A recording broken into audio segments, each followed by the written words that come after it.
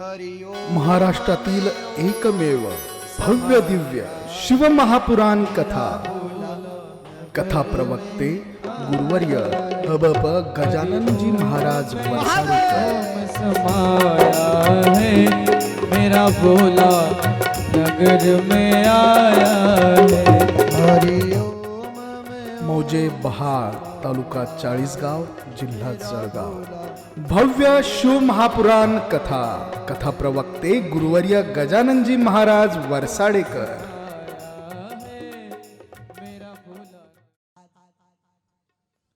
कथेकरता विशेष उपस्थिती मी तुम्हाला आधी सांगितलं त्यांच्या येण्याच्या आधी। महाराष्ट्रभर ज्यांचं नाव आहे, हजारो दुःखी लोक ज्यांच्याकडे येतात आणि सुखी होऊन जातात, ज्यांच्या आशीर्वादामध्ये फार मोठी ताकद आहे, हजारो दुःखी लोकांचं जीवन ज्यांनी मंगलमय बनवलं, ज्यांच्या आशीर्वादाने हजारो लोकांचे संसार सुधारलेत, मी ज्यांच्यावर नितांत प्रेम करतो आणि माझ्यावर सुद्धा मोठ्या भावासारखं प्रेम करतात, आदरणीय दादू भगतजी। ते अंमळनेरवरून गळावर पायी गेलेत आणि आज संध्याकाळी 7-7:30 वाजता अंमळनेरला पोहोचले। उद्यापासून कंटिन्यू कार्यक्रम होत, उद्या त्यांचा सुरतला कार्यक्रम आहे। पण तरी सुद्धा माझा हट्ट होता की तुम्ही या, मलाही तुमचं दर्शन होईल आणि माझ्यामुळे आमच्या श्रोत्यांनाही तुमचं दर्शन होईल। अत्यंत निरागस जीवन आहे। माझ्यावर माझ्या सख्या भावापेक्षाही अधिक प्रेम करतात। हे त्यांचं मोठं पण आहे की ते मला मोठं म्हणतात, नाही तर त्यांचं कार्य माझ्यापेक्षा खूप मोठं आहे। कधीतरी गेलात अंमळनेरला तर जा, त्यांच्या मंदिरात जर गेलं ना तर असं वाटतं आपण एखाद्या 51 शक्तिपीठांपैकी एखाद्या पीठावर आलोय, एवढी मंगलता त्यांच्या त्या मंदिरात आहे। हे सर्व प्रॅक्टिकल बोलतोय मी।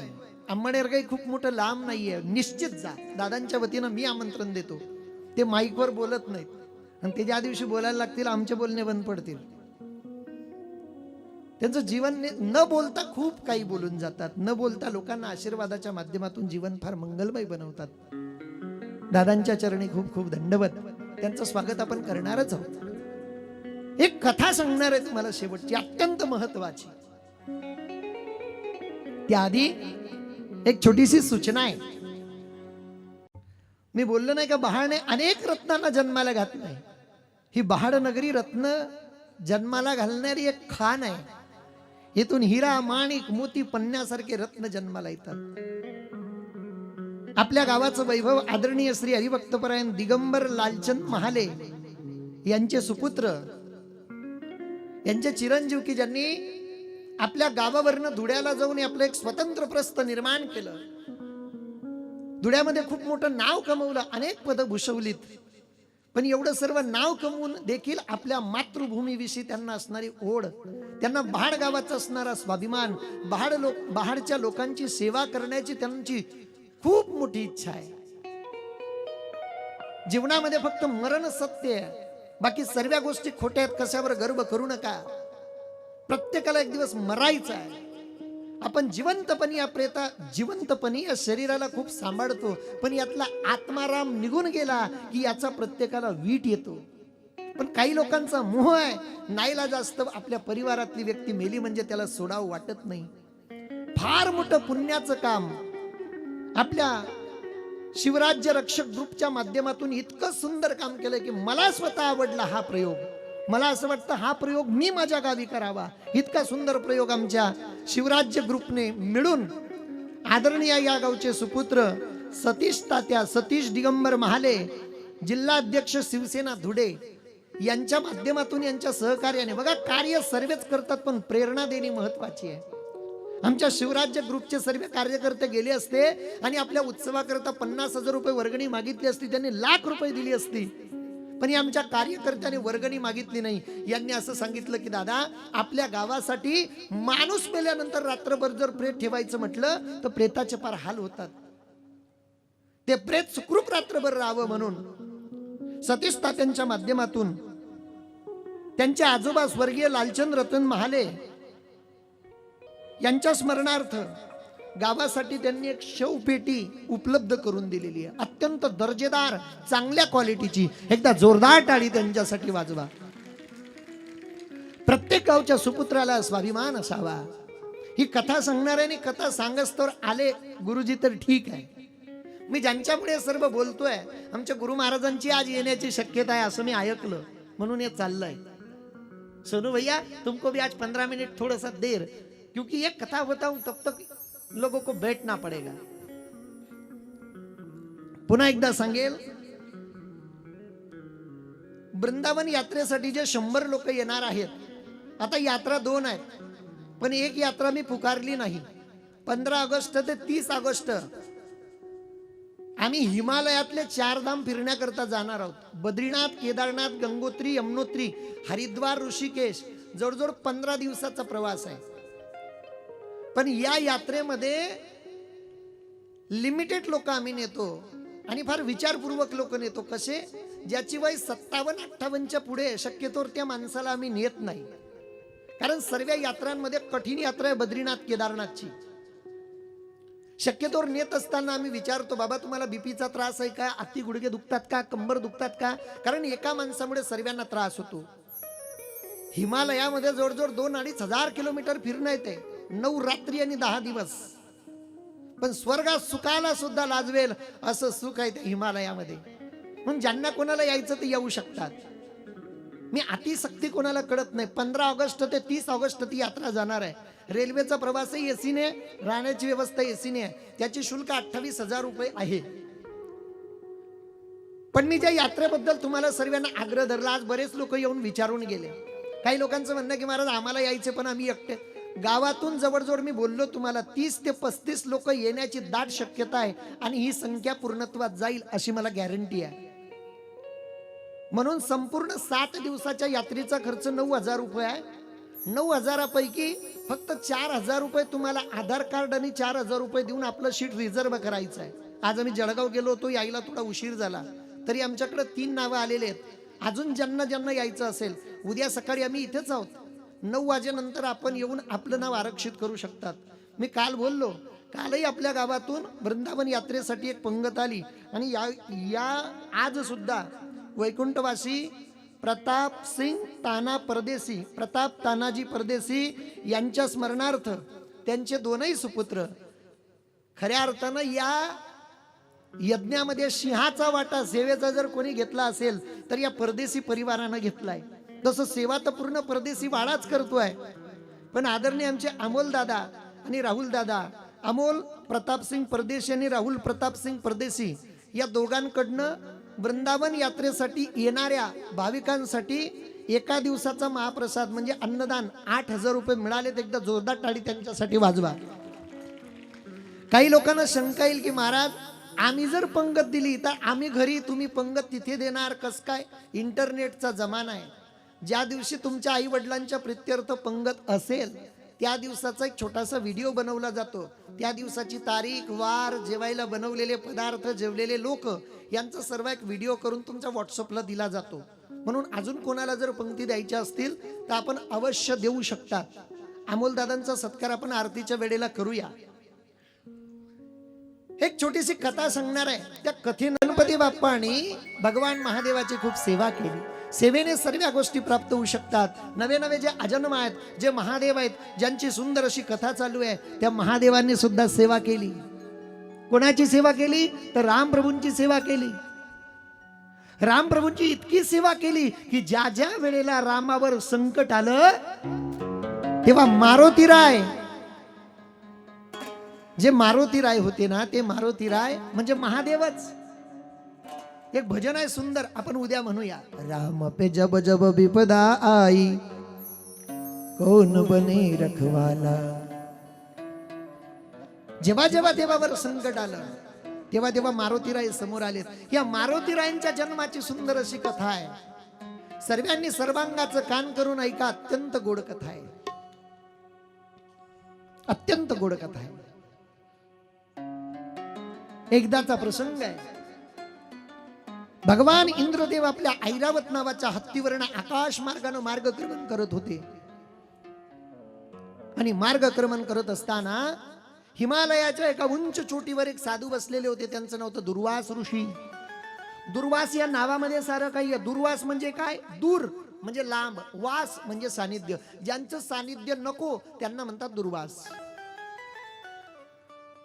त्या दुर्वास ऋषींना वाटलं की देवांचा राजा इंद्र आहे, आपल्याकडनं चालला, याची सेवा आपल्याकडून झाली पाहिजे, सत्कार आपल्याकडून झाला पाहिजे. म्हणून त्या दुर्वास ऋषीने एक फुलहार घेतला आणि इंद्राच्या गळ्यामध्ये टाकण्याकरता असा फेकला. तो हार बरोबर इंद्राच्या गळ्यामध्ये पडला. पण इंद्राने काय केलं, तो हार काढला आणि त्याच्या ऐरावत नावाच्या हत्तीच्या सोंडीमध्ये दिला. ऐरावत नावाचा हत्ती ती सोंड अशी भिरकावतोय आणि त्याने फुलहार फेकून दिला. तो फुलहार दुर्वास ऋषींच्या जवळ येऊन पडला. दुर्वास ऋषींना राग आला की अरे मी सत्कार केला आणि माझा सत्कार ठुकरावला, माझा सत्कार घेतला नाही. म्हणून दुर्वास ऋषी विचार करतात, या इंद्राला कशाचा घमंड आला, याला कशाची एवढी गुरमिष्टी आली. म्हणून याला जर संपत्तीचा गर्व असेल तर दुर्वासाने हातात पाणी घेतलं आणि श्राप दिला इंद्राला, इंद्रा तुझ्या संपत्तीवर गर्व करतो, तुझी संपत्ती समुद्रात गडून पडेल. इंद्राकडे किती संपत्ती होती. उच्च श्रवा नावाचा घोडा होता, ऐरावत नावाचा हत्ती होता, पांचजन्य नावाचा शंकू होता, अमृत होतं, सर्व इंद्राकडे असताना सुद्धा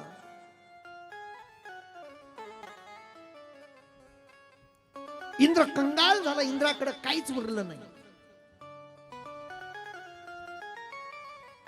इंद्र इकडं तिकडं फिरू लागला.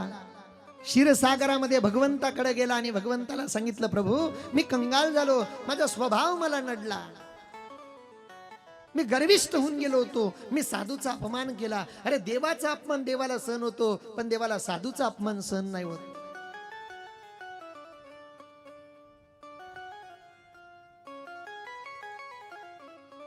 म्हणून देवाचा अपमान करा पण साधूचा अपमान नका करू.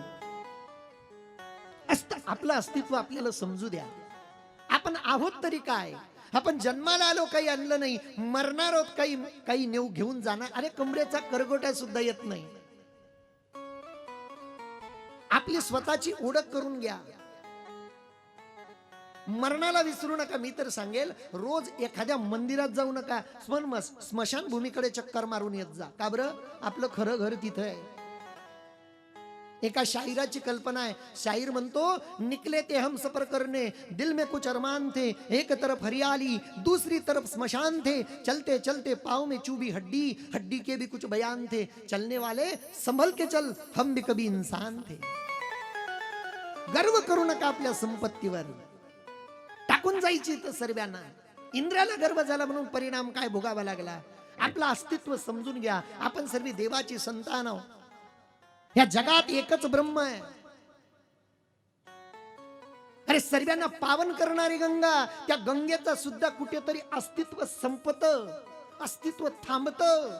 गंगा प्रवाहित आहे, सर्वांना पुण्यवान करते, सर्वांचं पाप धुते, पण तिला सुद्धा एक ठिकाणी जाऊन कुठेतरी विसावा घ्यावा लागतो. श्यामजी म्हणून म्हणतात, गंगा कुठूनही वाहू द्या, खडकातून वाहू द्या, डोंगरातून वाहू द्या, पहाडपट्टीतून वाहू द्या, पण गंगेला एक दिवशी समुद्रात जायचं. एकदम गोड भजन आहे, गोड. हे भजन न नाचता ऐकायचंय. भजनाचे बोल फार सुंदर आहेत. काय भजन वाजवा, गोड गोड गोड. माझं आवडतं भजन आहे. गंगा सागर मा डुबी डुबी जाय, गंगा सागर मा डुबी डुबी जाय, गंगा सागर में डूबी डूबी जाए, गंगा सागर में डूबी डूबी जाए.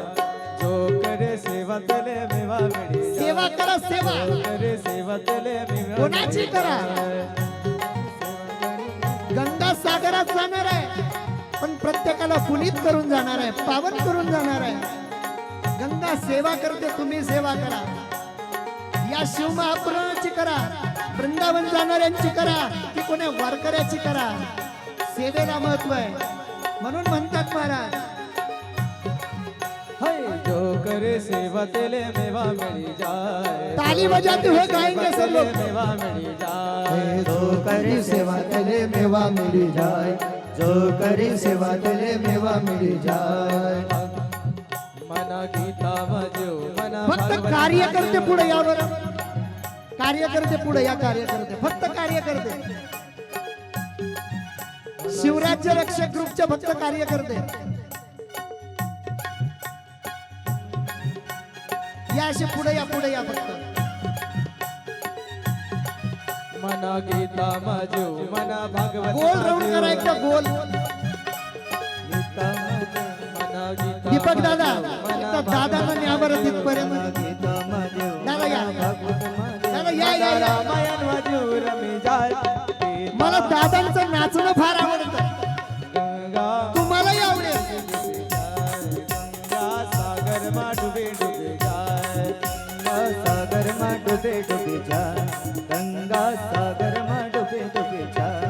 गंगा सागर मा डुबे डुबे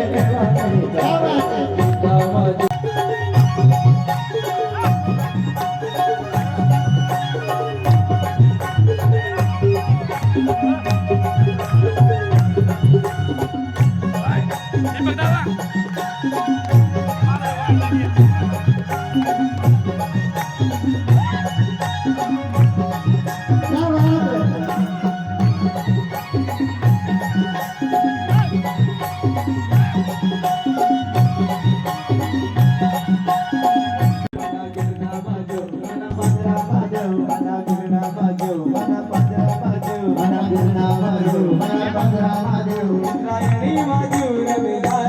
गंगा सागर मा डुबे डुबे जाय। गंगा सागर मा डुबे डुबे जाय। गंगा सागर मा डुबे डुबे जाए। गंगा सागर मा डुबे डुबे जाए,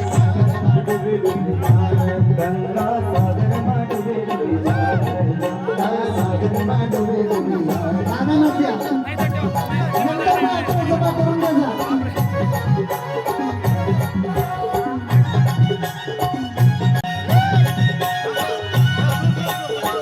करे सेवा तेले मेवा मिली जाय। जो करे सेवा तेले मेवा मिली जाए, जो करे सेवा तेले मेवा मिली जाए। जो करे सेवा तेले मेवा मिली जाए। जो करे सेवा तेले मेवा मिली जाय। जो करे सेवा तेले मेवा मिली जाय। जो करे सेवा तेले मेवा मिली जाए, जो करे सेवा तेले मेवा मिली जाए। मना गीता मजो मना भागवत मजो मना गीता मजो मना भगवत मजो, गीता मजो मना भागवत गीता मजो मना भगवत मजो। शिवपुराण वाजू रमी जाय।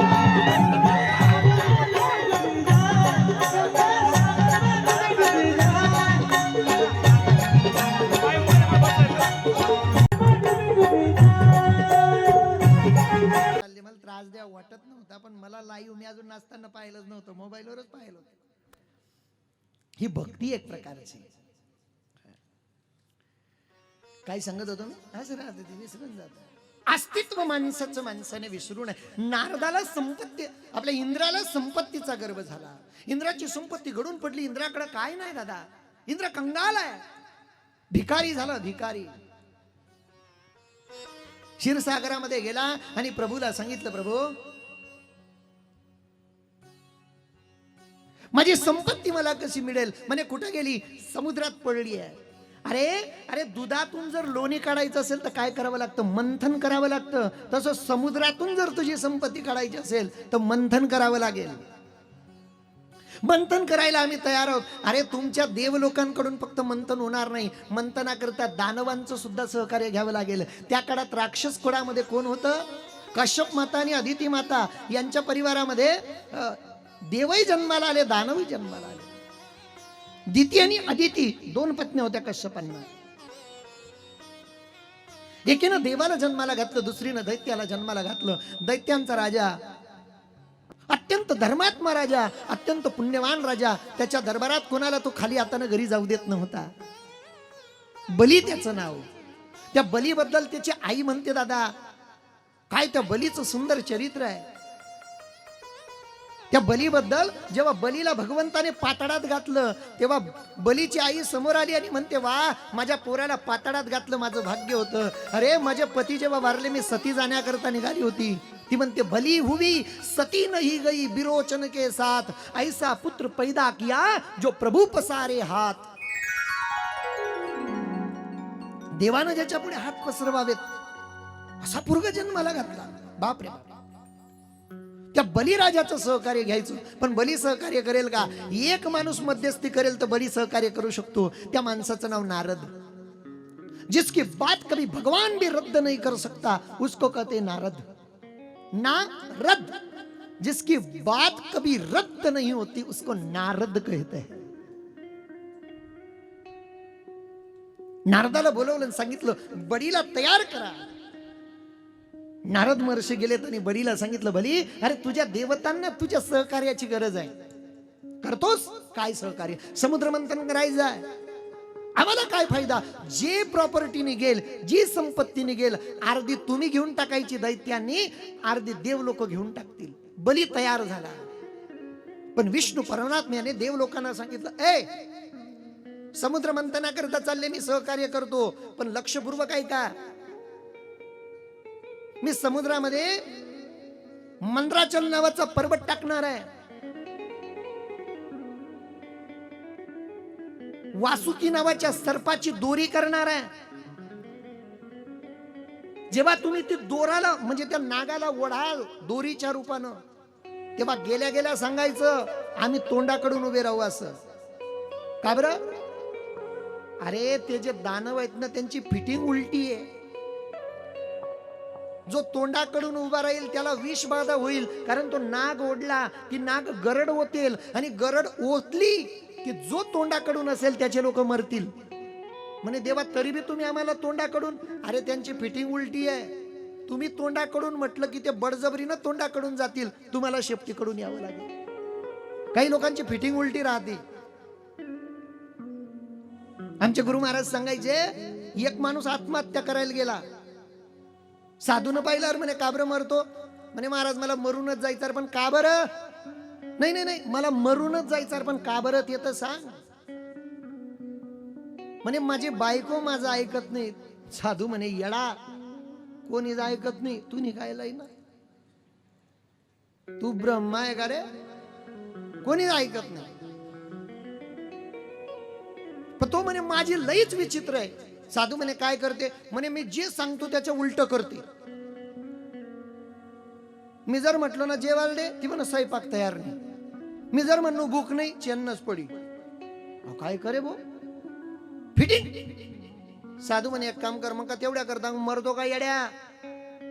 आत्महत्या करणं पाप आहे, मरू नको. म्हणे मग तुला एक युक्ती सांगतो. म्हणे काय? तू उलट बोलत जाय. नाही हो महाराज, ती गैरी चॅप्टर तू ऐक. ती उलट करस ना, तू उलट बोल. आणि नाही ऐक, काल दी मर जाय. आज बी मर नाही, काल दी बी मर नाही.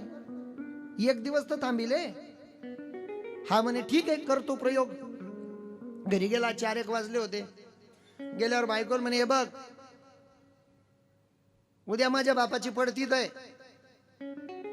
एकदम बेकार होता माझा बाप, काय त्याची आघारी बी टाकायची नाही. ती म्हणे कसाले होई, टाकणीच पडी.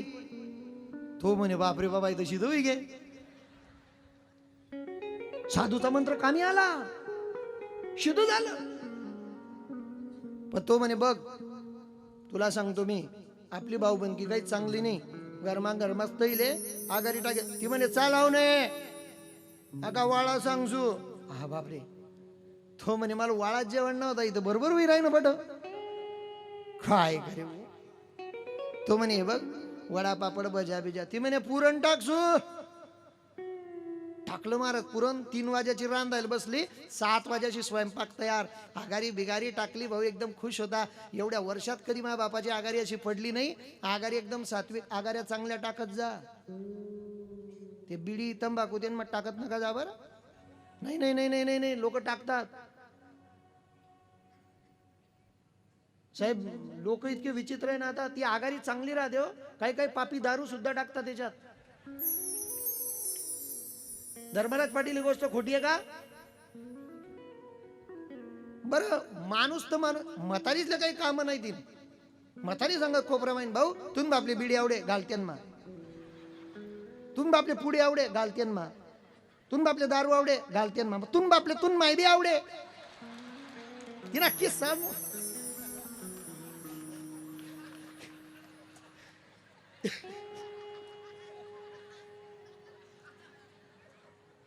वाईटच आहे.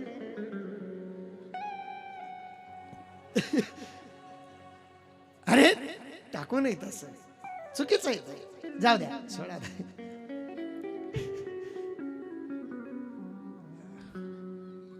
आगारी पवित्र आहे, तिला अपवित्र करू नका. आगारी बिगारी टाकली, भाऊबंद जेऊ घातले आणि संध्याकाळी 4 वाजता तदलून तो इसरी घ्या. आनंदाच्या धुंदीत विसरला तो, त्याच्या बापाची आगारी चांगली पडली. तो विसरून गेला की हिची फिटिंग उलटी आज. तो शिदा बोलायला चल, तो म्हणे बघ सर्व कार्यक्रम चांगला झाला, मी गिरणीत जातो ना आगारी टाकून येतो. ती म्हणे एकटा गजाल जाऊ देजू माल बिया नाही. तो म्हणे चाल. पटपटीवर काय तून वजू विराय ना. गिरणाशी दुथडी वाहत होती, पुलावर फटफटी लावली. तो म्हणे मी जाच ना आगारी टाकेल. ती म्हणे मी जाजू. तो म्हणे ठीक आहे. तिनं हातात आगारी घेतली, पाण्यात उतरली. तो म्हणे देख पाणी पुढे खोले जाऊ नको. ती म्हणे जाजू. तो म्हणे देख पुढे कराडे जाऊ. ती म्हण जाजू. तो म्हणे ऐक ना. ती म्हण जाजू. जो गई का नाही अजून बिऊन नाही. काही लोकांची फिटिंग उलटी राहते. सर्व देव लोक समुद्रात आले. मंद्राचल नावाच्या पर्वताची रही गेली आहे. वासुकी नावाच्या सर्पाची दोरी गेली आहे. देव लोक शेपटीच्या दिशेने आहेत, राक्षस तोंडाच्या दिशेने आहेत. सर्प गरा गरा गरा गरा गरा गरा ओढला जातोय. आणि पहिल्यांदाच काय निघालं असेल तर हलहाल नावाचं विष निघालं. ते विष भगवान शंकराने प्राशन केलं म्हणून भगवंताला सर्वांनी आराधना केली की विष कोण घेणार. भगवंत आलेत. मा पार्वतीला सांगितलं नव्हतं, भगवंताने विष प्राशन केलं. भगवंताच्या त्या विषाने कंठ निळा झाला म्हणून देवाचं नाव पडलं नीलकंठेश्वर. बोलिये नीलकंठेश्वर भगवान की जय. अनेक रत्न निघाले समुद्रातून. ऐरावत नावाचा हत्ती, उच्च श्रवा नावाचा घोडा, पांचजन्य नावाचा शंख, केळीचं झाड. केळी जे ना केळीचं पान लक्ष्मीचं प्रतीक आहे ते. स्वतः साक्षात लक्ष्मी माता निघाली. 14 रत्न निघालेत. आणि सर्वात शेवटी निघणार होतं काय? अमृत.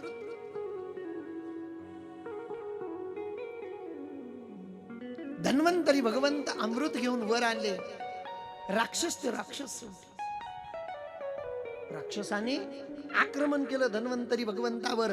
अमृताचा हंडा हिसकावला आणि पडून गेले राक्षस. राक्षसांच्या मागे देव लोक पडतायत. राक्षस कोणाला बदत नाहीयेत. राक्षसांनी जर अमृत घेतलं तर कसं होणार? देव लोकांनी ज्या करता प्रयत्न केले ते प्रयत्न सक्सेस होतील का? भगवंताला क्षीरसागरामध्ये सर्वांनी धाव घेतली.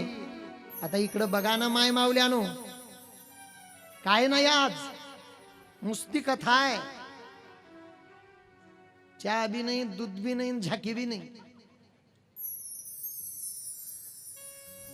धन्वंतरी भगवंताच्या हातून त्या अमृताची कुंभी हिसकावली. राक्षस जर अमृत पितील तर कसं होईल म्हणून भगवंताकडे सर्व गेले. भगवंत काय नाही करू शकत. देवानं असं सुंदर रूप धारण केलं. हातामध्ये अशी कुंभी घेतली आणि देव लोकांना थांबवलं. असा छन छन छन छन छन छन आवाज येऊ लागला. सगळ्या देव लोक थांबलेत, राक्षस लोक थांबलेत. भगवंत सुंदर ते मोहिनीचं रूप घेऊन आलेत. ते मोहिनीचं रूप पाहिलं, सर्व मोहित झाले. राक्षस म्हणता तू कोण? इंद्र दरबारातली नर्तकी आहे. बर बर कशा करता आली? विश्व मोहिनी सांगते मला तुमची भांडण बघवत नाही म्हणे. मग तुम्ही असे सर्वजण बसा, या अमृतावरून भांडणे करू नका, अमृत माझ्या हातामध्ये द्या, मी अमृत तुम्हाला सर्वांना सारखं वाटून देते. एका बाजूला देव बसले, दुसऱ्या बाजूला राक्षस बसले. मोहिनीने हातामध्ये अमृताची कुंभी घेतली. मोहिनी नाचते. देव लोकांना जेव्हा त्या अंड्यातनं खाली टाकते तेव्हा अमृत खाली पडतं, आणि राक्षसांना जेव्हा पाजते तेव्हा मदिरा खाली पडते. मदिरा म्हणजे दारू. दारू काय आजची आहे? त्या काळापासून दारू आहे. दारू पिऊन हे बोरा, दारू पिऊ नये. दारू गांजा मत पियारो अक्कल गुंग होती है, अपने पल्लू का पैसा खर्च कर मुंह में मक्खी फिरती है. अरे दारू विकणाऱ्यांनी बिल्डिंगा बांधल्यात आणि बुच्चन जमा करणाऱ्यांनी बिल्डिंगा बांधल्यात, पिणाऱ्यांनी विकल्यात. या पिवळ्या शर्टवाल्या पोऱ्याचा मी वर बोलून सत्कार करेल, इज्जतीत बसायचं. तूच माग नको बघू माझ्याकडे पाय. असू द्या, असू द्या, बसू द्या, बसू द्या, बसू द्या. आता नाही बोलत तो शेवटच्या दिवसापर्यंत. मी चावत नाही रे, फुस करतो फक्त, घाबरू नको. असं नाही बेटी, कथेला आलोय आपण, तू लहान नाही रे. मायबाप देवतांना अमृत पाजलं, राक्षसांचा छेल केला. पण महादेवाला वाटलं की देवाचं हे पण स्वरूप बघावं, म्हणून महादेव सुद्धा लपून बघत होते. आणि महादेवाने जसं विश्व मोहिनीला पाहिलं, महादेवाचा काम अनावर झाला आणि महादेवाचं तेज गळून पडलं. महादेवाचं तेज जेव्हा या मृत्यू लोकावर गळून पडलं आणि पाहिलं, ही पृथ्वी जडून खाक झाली असती महादेवाच्या तेजानं. सप्त ऋषींनी ते तेज जमा केलं आणि ते तेज जमा करून आगरडा येतो का, आगरडा माय मावल्या ऋषी पंचमीला त्या आगरड्याच्या काड्या घेतात पूजा करण्याकरता. त्या काड्या पोकळ असतात. त्या आगरडीच्या काड्यामध्ये ते तेज ओतलं आणि सप्त ऋषींनी ते तेज सांभाळून ठेवलं. गौतम ऋषींची मुलगी अंजनी माता तिचं नाव, तिने तप केलं होतं. तिला महादेव प्रसन्न झाले होते आणि तिने महादेवाकडे वर मागितलं होतं, महादेवा माझ्या जीवनामध्ये मला सेवाभावी पुत्र मिळावा, सेवाभावी पोरगा मिळावा. महादेवानं सांगितलं कोणाची सेवा करायची? ती अंजनी म्हणते मला रामरायांची सेवा करावी, असा पोरगा माझ्या पोटी जन्माला घाला. महादेवानं सांगितलं अगं तुझी इच्छा आहे की तुझ्या पोटी सेवाभावी पोरगा जन्माला यावा आणि माझी इच्छा आहे की मी रामरायांची सेवा करावी. म्हणून भगवान शंकराने आशीर्वाद दिला की अंजनी मीच तुझ्या पोटी जन्म घेणार. म्हणून त्या गौतम ऋषींची कन्या अंजनी माता तप साधना करत होती. सप्त ऋषी आलेत आणि अंजनी मातेच्या कानाद्वारे भगवान शंकराचं तेज अंजनी मातेच्या पोटात स्थापित केलं. ही कथा शिवमहापुराणातली आहे. आम्ही कथा दुसऱ्या बाजूला अशी सांगतो की कैकेयी मातेच्या हातातला प्रसाद नेला, पिंड घारीने झडपिला, अंजनीने तो सेविला, अंजनीच्या तपासाठी महारुद्र आले पोटी. आम्ही अशी कथा सांगतो, पण शिव महापुराणात हीच कथा आहे जी मी सांगतोय. अंजनी मातेच्या पोटामध्ये तो गर्भ स्थापित झाला. अंजनी मातेला दिवस गेले. अंजनी माता लहान. अंजनी मातेच्या दुधात काय पावर होती तुम्हाला सांगावं माय मावल्यानो. जेव्हा राम रावणाचं घनघोर असं युद्ध झालं आणि युद्ध झाल्यानंतर अंजनी पर्वतावरनं रामप्रभू लक्ष्मणजी सीतामय्या मारुतीराय चालले होते आणि मारुतीरायांना वाटलं आईची दर्शन घ्यावं. रामराय वगैरे सर्व खाली उतरले. सर्व युद्धाचा प्रसंग सांगितला आणि सांगितल्यानंतर लक्ष्मणजी म्हणतात प्रभू रामचंद्र गेलेत आणि रावणाला मारून टाकलं. त्यावेळेला अंजनी माता म्हणते धिक्कार असो माझ्या जीवनाला, माझ्या हनुमंतरायाकडून एवढीशी सेवा झाली नाही आपल्या स्वामीची. की रावणाला मारण्याकरता रामप्रभूला जावं लागलं. लक्ष्मणजी हसून म्हणतात, अंजनी माता, रावण फार ताकदवान होता, त्याला मारणं एवढं सोपं नाही. अंजनी मातेला राग आला. अंजनी माता म्हणते, लक्ष्मणजी, माझ्या दुधात कमी पावर नाहीये. अंजनी मातेने आपल्या स्तनातून दुधाची चिरकांडी मारली. ती चिरकांडी एका डोंगरावर पडली. अरे ते दूध डोंगराला छेद करून निघून गेलं. एवढी ताकद अंजनी मातेच्या दुधात होती. आणि ते दूध मारुती रायना पाजलं होतं. बघता बघता अंजनी मातेच्या पोटामध्ये गर्भ वाढू लागला. आणि येणारी आता 6 तारीख आहे पुढे, परवाची. परवाच्या दिवशी पौर्णिमेला, चैत्र पौर्णिमेला अंजनी मातेने एका पुत्राला जन्म दिला. त्या पुत्राचं नाव आहे पवनसुत. त्या पुत्राचं नाव आहे हनुमान. त्या पुत्राचं नाव आहे मारुतीराय. अत्यंत सुंदर पर्वणी. ही जी कथा आहे ना, खूप चांगल्या सीझन मध्ये कथा घेतली. रामनवमी ते हनुमान जयंती.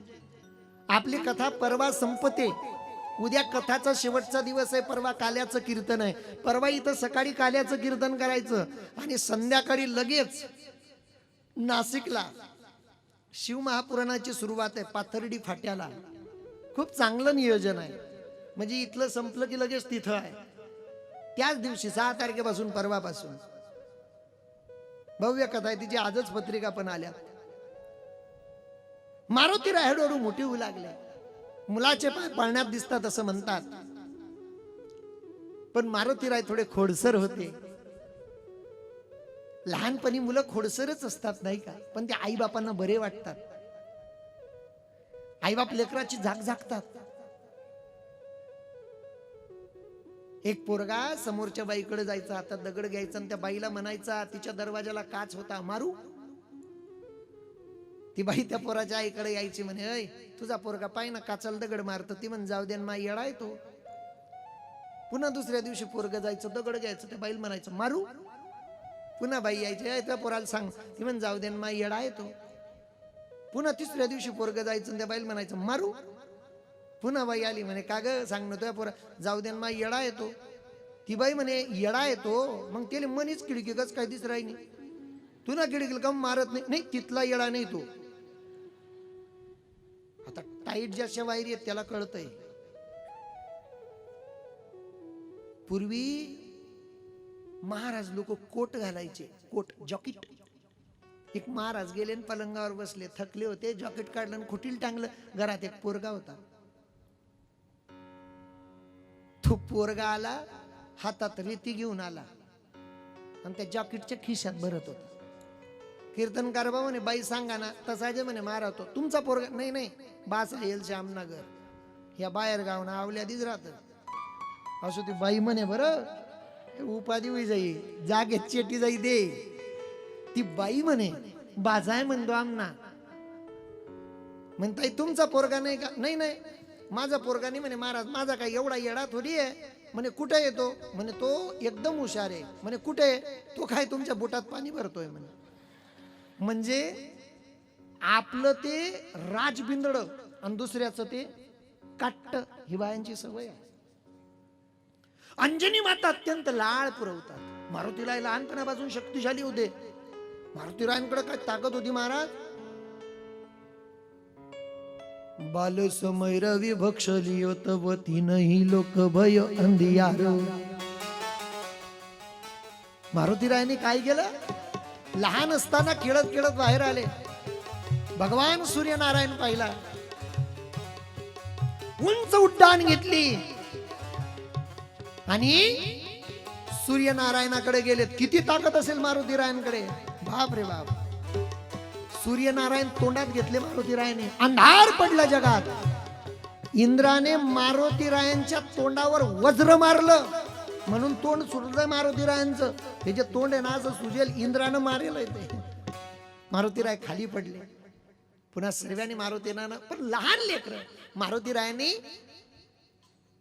अंजनी मातेचे लाड होते. छोटे छोटे आपले मित्रमंडळी जमा केलेत आणि ते मित्रमंडळी घेऊन मारुतीराय थोडे खोडसर जंगलामध्ये जावं आणि जंगलामध्ये जाऊन 1000 वर्षापासून तप करणारे साधू लोकांना मारुतीरायाने असं अलगत उचलून घ्यावं. साधू दुसऱ्या दिवशी विचार करायचा, का रे मी तपश्चर्याला बसलो पहाडमध्ये, उठलो मेहुणबाऱ्यामध्ये, असं कसं झालं? रात्रंरात्र मारुतीराय कोण्या साधूला उचलायचे आणि कुठेही ठेवून यायचे. मारुतीरायांची माकडही तशीच होती, अत्यंत विचित्र. मारुतीरायांबरोबर जे माकडं होते ते किती विचित्र होते तुम्हाला पाहायचं. माकडं ते माकडं अत्यंत विचित्र होते ते माकडं.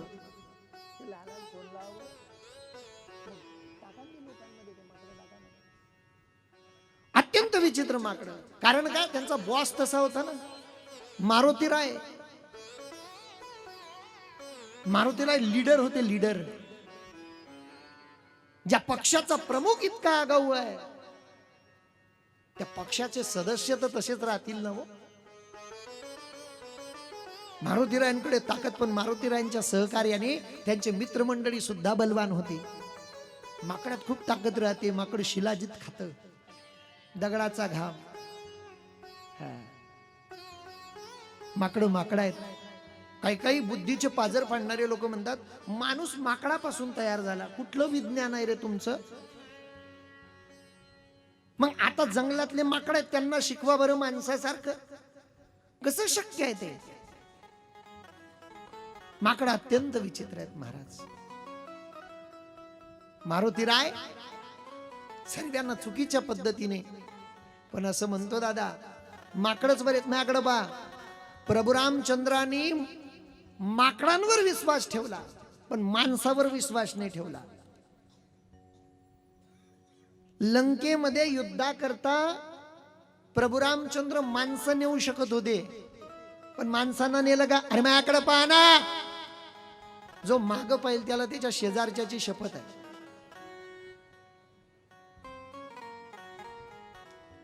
का बरं नेले माकडं माहितीये का? लंका सोन्याची होती, सोन्याची. जर माणसं नेले असते ना, लंकेत ग्रॅमभर सुद्धा सोनं ठेवलं नसतं माणसाने. पण माकडं नेले. लय विचित्र हो माकडं. किती विचित्र तुम्हाला दिसल आता. लईच अवघड आहेत ते. अरे आता काय हे पोर आहे ना, असं विक्षिप्त वातावरण करतात, मला काही आवडत नाही ते. ते माकड नको नको त्या खोड्या करतात. शेवटी काही ऋषींनी समाज रे घाबरण बिबरण रे. आता ते माकड, ए पोरानो, अरे माझ्याकडे पहा ना. अरे काय यांनी गडबड केली वा. अरे माझ्याकडे बघा ना राजा. अरे अरे इकडे इकडे इकडे, ते पुढेच येणार आहेत रे. ते माकड अत्यंत त्रास देतात लोकांना.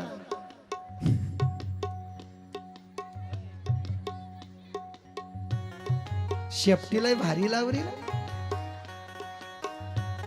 सर्व साधू लोकांनी माकडांना पकडून ठेवलं. आपले मित्र मंडळी काही दिसत नाहीत. सवंगडे गेले कुठं समजत नाही, म्हणून मारुतीराय स्वतः शोधण्याकरता आलेत. मारुतीराय म्हणतात माझे मित्र कुठे गेलेत, का म्हणून दिसत नाही. रामरायांचं भजन चालू होतं आणि मारुतीराय त्याच्यात नाचत होते. रामरायाच्या भजनाच्या तालावर मारुतीराय आपल्या मित्रांना शोधत येत आहे. जय जय राम श्रीराम, जय राम जय जय राम. श्रीराम जय राम जय जय राम. श्रीराम जय राम जय जय राम. श्रीराम जय राम जय जय राम. जय राम जय राम जय जय राम. ओ श्रीराम जय राम. श्रीराम जय राम जय जय राम. श्रीराम जय राम जय जय राम.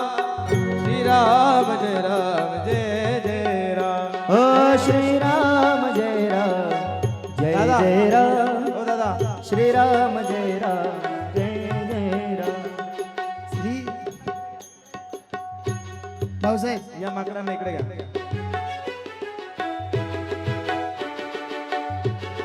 अरे अरे अरे अरे अरे श्रीराम जय राम हे जा मारुती रायन सोबत जा रे आणा या तिकडून जय जय राम श्रीराम जय राम लय माकडं पाहिले मी पण एवढं विचित्र नाही पाहिलं श्रीराम कुठे. जय राम जय जय राम श्रीराम जय राम जय जय राम श्रीराम जय राम जय जय राम श्रीराम जय राम जय जय राम श्रीराम जय राम वाह, वाह.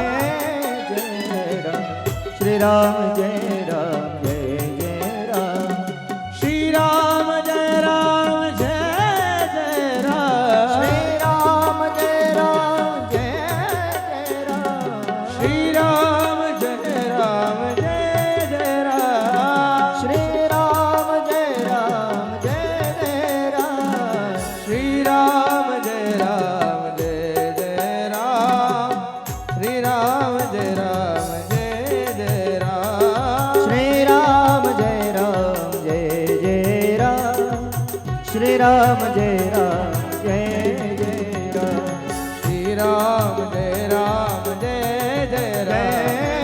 श्रीराम जय राम जय जय राम श्रीराम जय राम जय जय राम श्रीराम जय राम जय जय राम श्रीराम जय राम जय जय मारुती रायांपेक्षा माकडं जास्त विचित्र दिसतात मला दात काय पांढरे शुभ्र आहेत रे तुमचे एकदम सुंदर अभिनय केलाय पोरांनी एकदा या पोरांसाठी अरे हे जरा जास्तच विचित्र माकडं दिसत घ्या रे बरे कार्यकर्ते कार्यकर्ते इकडचे कार्यकर्ते खाली बसून घ्या मागच्यांना दिसत नाही इतके विचित्र होते यानं साधू लोकांना खूप त्रास दिला मारुती राय वा वा वा लय सुंदर मस्त गोड साधूनी मिळून मारुती रायांना आणि त्या माकडांना सर्वांना बोलवून घेतलं सर्व साधू लोक विचार करतात अरे या टोळीचा जो मॅनेजर आहे ना तो कोण आहे माहितीये अंजनीचा पोरगा आहे त्याच्याकडे एवढी ताकद आली कुठून त्याच्याकडे जी विद्या आहे ना तो 1000 योजन उडून जाऊ शकतो तो समुद्राचा समुद्र लांगू शकतो किती जळ असू दे काही तो उचलू शकतो देवाने जो बुटी आणण्याकरता पर्वत उचलला देवाने समुद्र लागला पण हे सर्व कधी शक्य झालं लहान असताना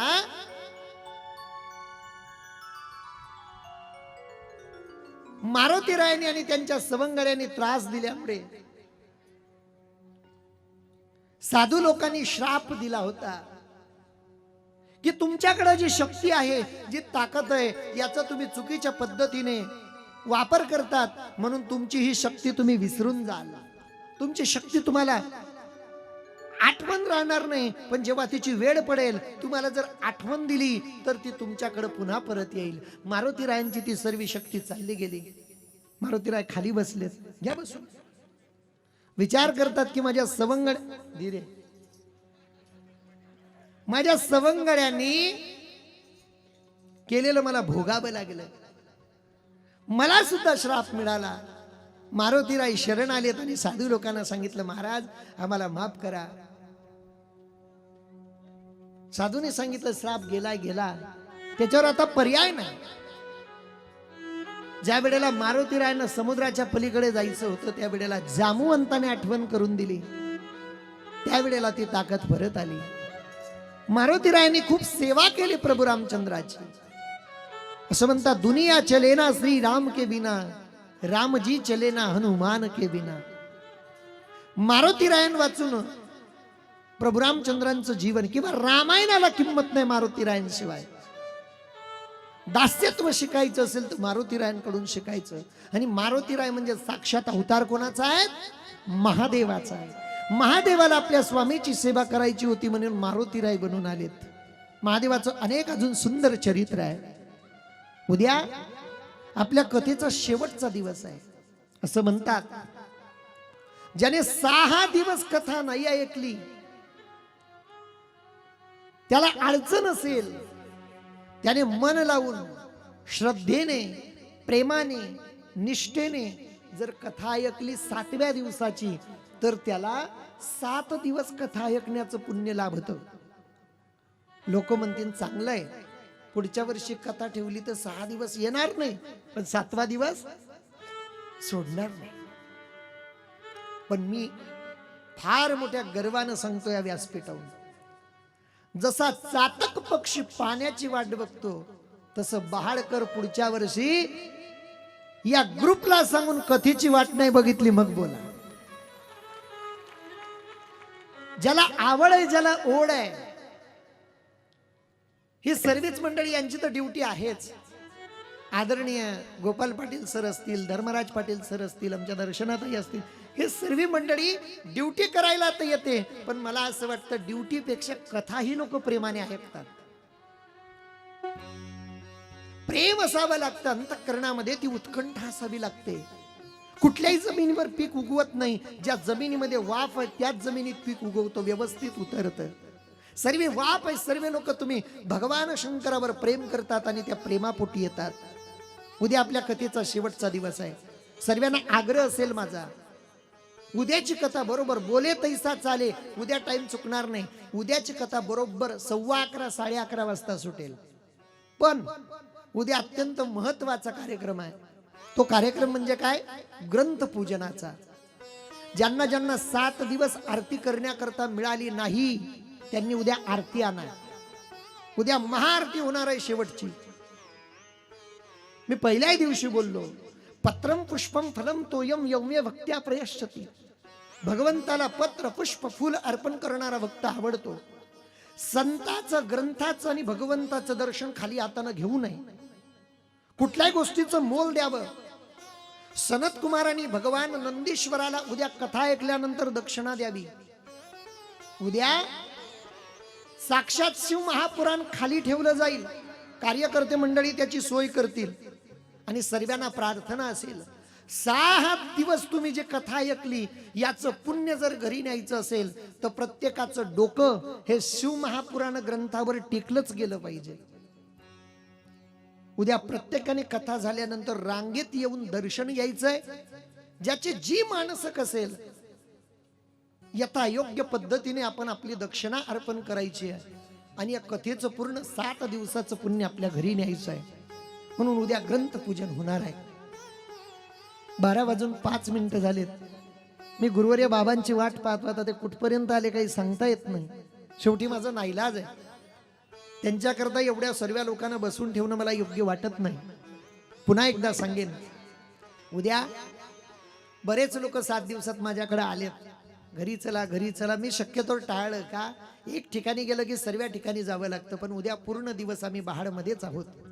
उद्या ज्यांनी ज्यांनी कुपन घेतलेले त्यांनी बरोबर 7 ते 9 या कालावधीमध्ये याच व्यासपीठाजवळ या आणि आपले रुद्राक्ष घेऊन जा. ज्यांनी कुपन नेले नसतील त्यांनी कुपन न्या. या भ्रमात राहू नका, फुकट रुद्राक्ष कोणालाही मिळणार नाही. ज्याला पाहिजे असेल त्याला ते मोल द्यावं आणि द्यावंच लागेल, त्याशिवाय पर्याय नाही. उरले रुद्राक्ष पुढचा विचार पुढे आमचे ग्रुपची मंडळी करतील.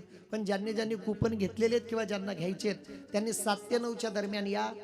ज्यांना ज्यांना वृंदावन यात्रेसाठी नाव द्यायचंय त्यांनी उद्या मला अमोल दादांच्या म्हणजे राहुल दादांच्या दोघं एकच घर आहे, त्यांच्या घरी येऊन भेटा आणि आपलं शीट लवकरात लवकर आरक्षित करा.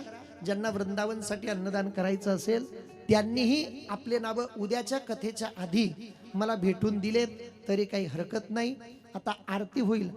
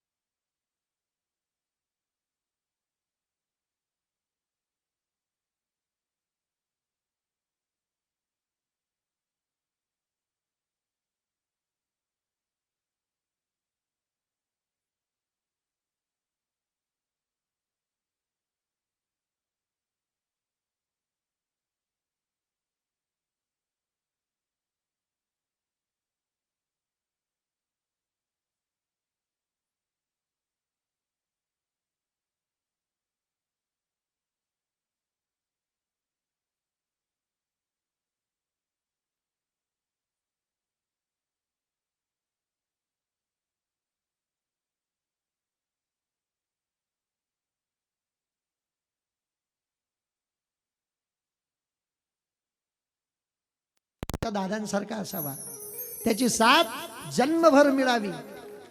दादांचं जीवन अत्यंत निरागस जीवन आहे. दादांबरोबर जेवढी मंडळी राहते, मला प्रत्येकाचं नाव घेणं शक्य नाही, पण ही सर्वच मंडळी एका परिवारातल्या सदस्यांसारखं राहतात. दादांवर आणि आमच्यावर विशेष प्रेम करतात.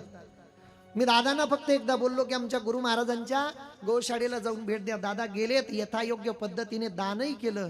हे सर्व तुम्हाला का सांगतोय, एकदा वडगावच्या गोशाळेत बाबा सकाळी सकाळी गाय सोडत होते.